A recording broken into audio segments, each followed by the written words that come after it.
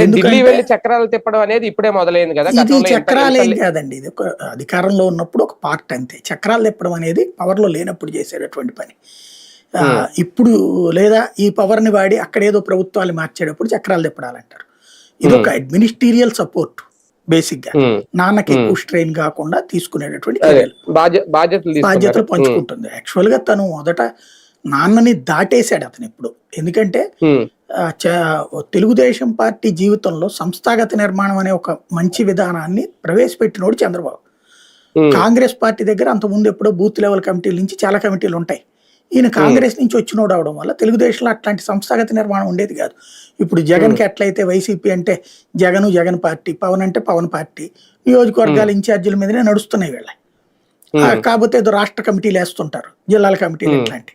అలా కాకుండా బూత్ స్థాయి కమిటీలతో ప్రారంభించి మొత్తం వ్యవస్థ నడిపినోడు చంద్రబాబు.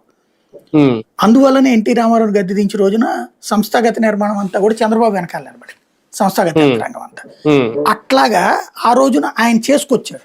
కానీ సాధారణంగా ఇవన్నీ ఎట్లా ఉంటాయి అంటే, అడ్మిషన్స్ సందర్భంలో అంటే ఈ సభ్యత్వ నమోదు వీటిట్లలో ఇస్తారు పుస్తకాలు, ఇన్ని పుస్తకాలు అని చెప్పేసి. ఆ పుస్తకాలకి డబ్బులు వీళ్ళు కట్టేస్తారు. అంటే పుస్తకానికి ఒక్కొక్క సభ్యత్వానికి ఇంత డబ్బులు వసూలు చేస్తారు. ఆ డబ్బులు వీళ్ళే కట్టేస్తారు, ఎవరు ఎమ్మెల్యేలు కట్టేసేసి సాధారణంగా అయిపోయినాయి అని చూపెడతారు సభ్యత్వం అనేది.